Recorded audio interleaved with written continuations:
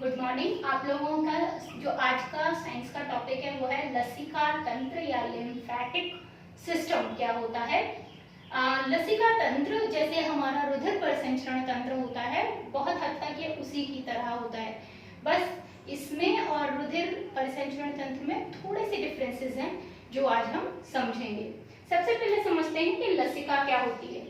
तो लसिका क्या होती है, देखो वास्तव में क्या होता है, कई बार आप जैसे आप अपनी उंगली में सुई चुभ जाती है ना, तो आपने देखा होगा एक पानी जैसा द्रव निकलता है, ठीक है।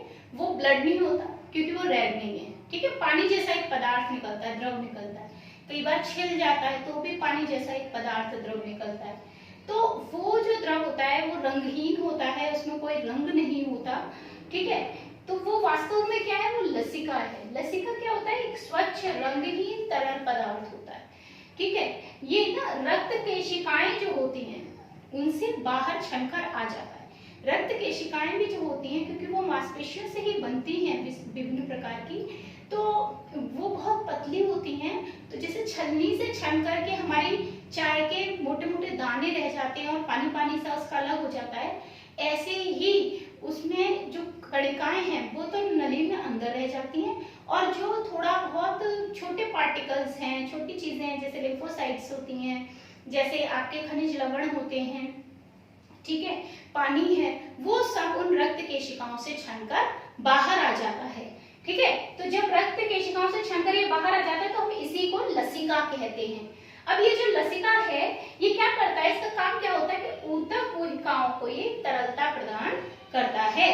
तरलता प्रदान करता है मतलब जो विभिन्न अंग है उनके बाहर की तरफ एक झिल्ली सी में ये बहता रहता है, तो जिससे उनको तरलता मिलती है, जितने भी ऊतक हैं उनको तरलता मिलती है, और वो उनको कोई भी भय चोट का नहीं रहता है, किसी भी प्रकार की क्षति भी नहीं उनको होती है, ठीक है। अब लसिका जो होती है उसकी रचना बिल्कुल रक्त के ही समान होती है, उसमें सब कुछ रक्त की तरह है, उसमें खनिज लवण भी है, उसमें पानी भी है, उसमें प्लाज्मा भी है, उसके अंदर रुधिर कणिकाओं के रूप में श्वेत रुधिर कणिकाएं होती हैं छोटी वाली, ठीक है। लेकिन बस क्या नहीं होता, लाल रुधिर कणिकाएं उसमें नहीं होती। लाल रुधिर कणिकाएं नहीं होती इसीलिए उसका रंग नहीं होता, वो एक रंगहीन द्रव के रूप में होता है, ठीक है। अब ये जो लसिका है, इस लसिका को बिल्कुल जैसे हमारा रक्त पूरी बॉडी में सर्कुलेट होता है हृदय से, इसी तरीके से लसिका भी हमारी पूरी बॉडी में फैली हुई है सारी रक्त केशिकाएं, तो उनके बाहरी भाग में ये लसिका भी पूरे शरीर में बिखरी हुई है, फैली हुई है। इसी तंत्र को हम लसिका तंत्र कहते हैं, ठीक है ना। जो हमारी रुधिर कोशिका होती है, केशिका, उसकी जो ये लेयरिंग है, इस लेयरिंग में छन करके यहाँ पर वो लसिका आ जाती है, ठीक है। तो यहाँ पे तो लाल रुधिर कणिकाएं वगैरह होंगी और बाकी के श्वेत रुधिर कणिकाएं, रुधिर प्लेटलेट्स, विभिन्न प्रकार की प्रोटीन वगैरह सब होती हैं। तो जो छोटे छोटे पार्टिकल्स इसमें छनकर आ सकते हैं वो सब इसमें छनकर आ जाते हैं, ठीक है। तो इस भाग में हमारी लसिका होती है। तो रुधिर वाहिनी हमारी सब जगह होती है, पूरे शरीर में सभी अंगों में होती है, इसीलिए हमारी लसिका भी सभी अंगों में पाई जाती है। अब ये जो लसिका तंत्र है इसका काम क्या होता है, लसिका तंत्र का काम भी बहुत हद तक रक्त की तरह ही होता है। रुधिर का काम क्या है, पोषक तत्वों को जो शरीर के विभिन्न अंग हैं उन तक पहुंचाना, जो ऑक्सीजन गैस है उसका परिवहन करना, गैस का परिवहन करना, हार्मोन्स हैं उनका परिवहन करना, तो बिल्कुल वही काम लसिका का भी है, पोषक पदार्थों को, गैस को, हार्मोन को कोशिकाओं में पहुंचाना, ये काम लसिका तंत्र का होता है। दूसरा क्या काम है, ऊतकों से जो हानिकारक और उत्सर्जी पदार्थ, ये भी रक्त का भी यही काम है कि जो भी उत्सर्जी पदार्थ हैं, हानिकारक पदार्थ हैं, कोशिका में क्रिया के दौरान बन रहे हैं, कोशिकाएं वो हानिकारक पदार्थ ब्लड में छोड़ देती हैं। जो ये ब्लड होता है फिर बाद में अभी हम पढ़ेंगे आगे जाके उत्सर्जी तंत्र, तो वहां ये ब्लड छनता है और ब्लड के छनने में ये हानिकारक पदार्थ छन करके शरीर से बाहर निकाल दिए जाते हैं, और जो आवश्यक पदार्थ है वो वापस रुधिर में डाल दिए जाते हैं। अब इसके बाद कि ये तो हो गया हमारा लसिका तंत्र का, कि ऊतकों से हानिकारक और उत्सर्जी पदार्थों को रक्त तक पहुंचाना भी इसका काम है। नेक्स्ट जो काम है वो है लसिका अणु है इसके।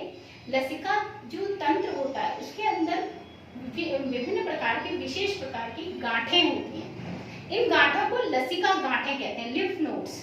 और ये जो लसिका गांठें होती हैं, लिम्फ नोड्स होती हैं, इनमें विशेष प्रकार की कणिकाएं बनती हैं जिन्हें हम कहते हैं लसिका अणु।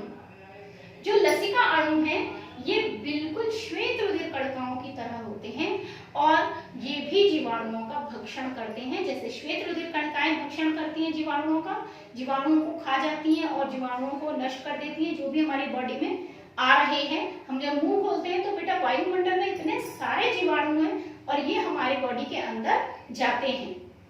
हम सांस लेते हैं तो सांस के जरिए बहुत सारे जीवाणु अंदर जाते हैं, ठीक है। हम जितनी भी चीजों को छूते हैं तो हमारी स्किन बहुत बहुत मुलायम है, बहुत नरम है, उसके जरिए बहुत सारे जीवाणु हैं जो हमारे शरीर के अंदर चले जाते हैं।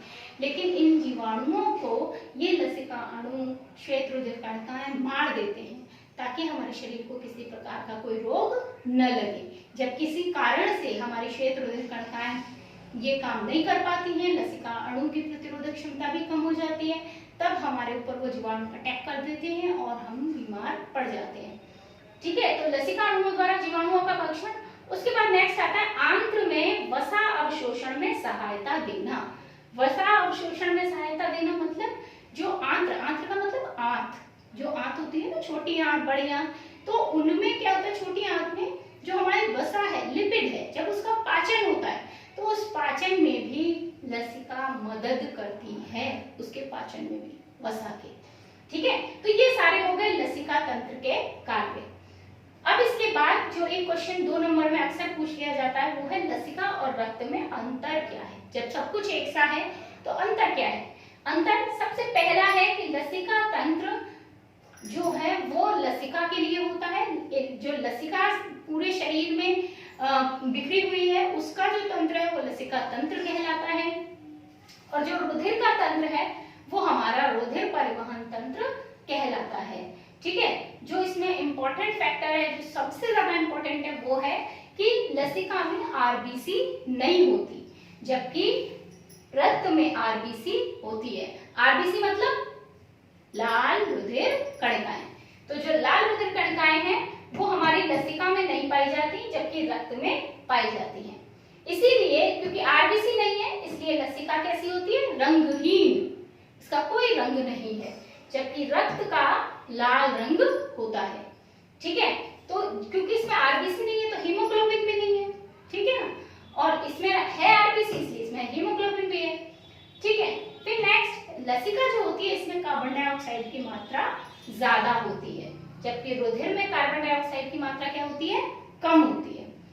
लसिका में ऑक्सीजन की मात्रा कम होती है, तो कार्बन डाइऑक्साइड ज्यादा है तो ऑक्सीजन क्या होगी, कम, क्योंकि कोशिकाएं जितनी भी ऑक्सीजन है उसको तो अपना यूज कर लेती हैं अपना खाद्य पदार्थ का ऑक्सीकरण करने में और उससे ऊर्जा प्राप्त करने में, लेकिन जो कार्बन डाइऑक्साइड है वो कार्बन डाइऑक्साइड को किसमें छोड़ देती है, लसिका के अंदर। तो लसिका में कार्बन डाइऑक्साइड की मात्रा क्या होती है, ज्यादा, ठीक है, और थोड़ी बहुत ही ऑक्सीजन होती है। जबकि रक्त तो हृदय से पंप होकर आता है, शुद्ध होकर आता है, तो उसमें कार्बन डाइऑक्साइड की मात्रा क्या होती है, कम होती है, ऑक्सीजन की मात्रा ज्यादा होती है। आगे समझ में। और जो सबसे लास्ट पॉइंट है लसिका और रक्त में वो ये है कि लसिका जो होती है लिम्फोसाइट उसमें WBC की संख्या ज्यादा होती है। WBC यानी व्हाइट ब्लड सेल्स, श्वेत रुधिर कणिकाएं। तो लिम्फोसाइट्स जो होती हैं वो श्वेत रुधिर कणिकाओं का ही एक प्रकार होता है, कई तरह की होती हैं श्वेत रुधिर कणिकाएं, हम लोग पहले पढ़ चुके हैं।